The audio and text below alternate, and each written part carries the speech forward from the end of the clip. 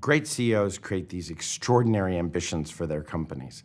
Strategy produces lots of targets, and so within their ambition are target setting and financial targets. But there's always something more. There's always this sense of nobler mission that rallies not only their own leadership team, but also the entire organization. It's important when you will create the ambition, or when you define the ambition of your company, that this ambition reflects the value drivers of the industry. What we found is 80% of value captured in the industry is usually captured by two players only. In 60% of the case, this is a scale leader, but in 40% of the case, it is not the scale leader. And therefore, depending on what you choose, it's important that the ambition reflects that.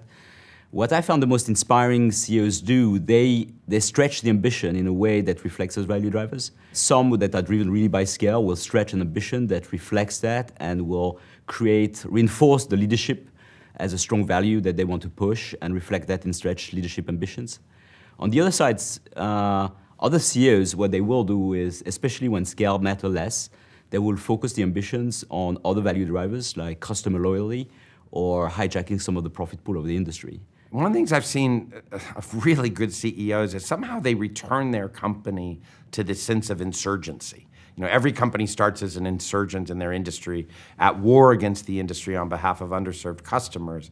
And the really good CEOs, no matter how big the company is, somehow returns to that again and again, that we are insurgents, we are the ones that can handle turbulence. And that really rallies not only the leadership team, but my goodness, it gives such a sense of purpose to everyone in the organization, especially the front line. Part of ambition is embracing the future. That means making sure that you as CEO position your company, your shareholders, your team to be part of the disruptors, not the disrupted.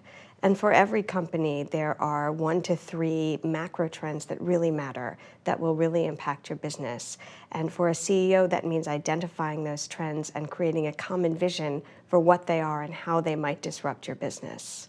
What I often see as the most bold ambitions, the one that are the most inspiring, motivating, and game-changing, are those that are based on digital technology, a reshaping of a core strength and taking it into the next generation. There are few things as powerful as what technology can do to recreate and reshape the strength of the business, and one that an organization gets so excited to be a part of.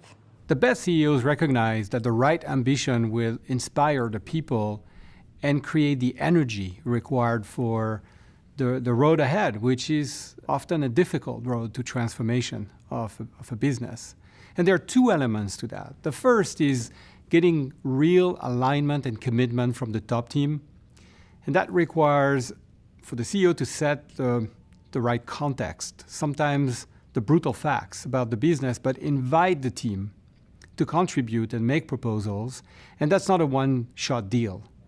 This is a orchestrated, multi-step process to get the team really committed to that ambition. The second is to capture the hearts and minds of the organization with the right story.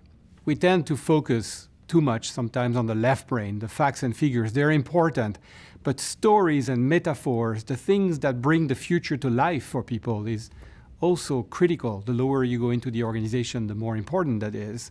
So creating a good sense of what does that look like when it's finished, as well as the journey that we need to go through with the right leading indicators and principles for the journey.